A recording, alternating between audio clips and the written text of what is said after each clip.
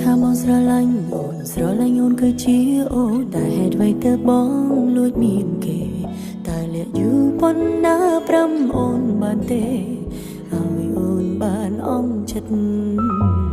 បងថាវាមិនពិនទេបងមិនបានស្រឡាញ់គេគ្រប់យ៉ាងគឺមិនដូចបងគិតរាប់អានគ្នាធម្មតាគេនោះត្រឹមជាមិនហើយអ្វីអូនមិនជឿចិត្តបងតាមតន់តលភ្នែកបងនៅហ៊ានប្រកាយគិតអូនមុំពេកទេដឹងបើស្រឡាញ់គេចេញទៅបងអាចជ្រើសរើសផ្លូវដើរតាមបែងដងបងគេជាជនទី3ហើយដូចខ្ញុំមានអារម្មណ៍ថាខ្ញុំជាអ្នកបំបែកបំបាំងស្នេហាគេបងទៅចង់ថៃគេចង់មិនចង់ធ្វើជាមនុស្សអាត្មានិយមប្រហែលខ្ញុំជាជនទី3តាំងពីដំបូងគ្រាន់តែមិនទាន់នឹងខ្លួនគេអាចនឹងយកខ្ញុំសំ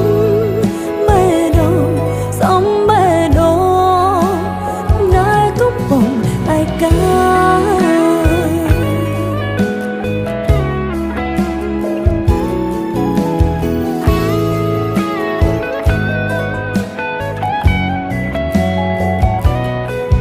តន់តល់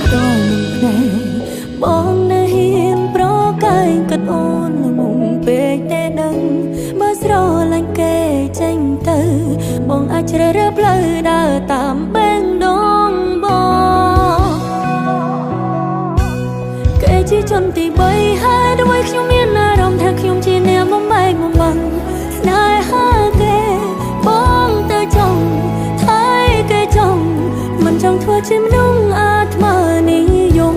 ប្រហែលខ្ញុំជាជនទី3តាំងពីដំបូងគ្រាន់តែមិនទាន់នឹងខ្លួនគេអាចនឹងយកខ្ញុំសំ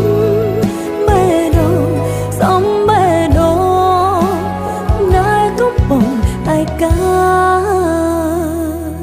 គេជាជនទី3ហើយដូចខ្ញុំមានអារម្មណ៍ថាខ្ញុំជាអ្នកបំបែកបំបាំងស្នេហាគេបងទៅចង់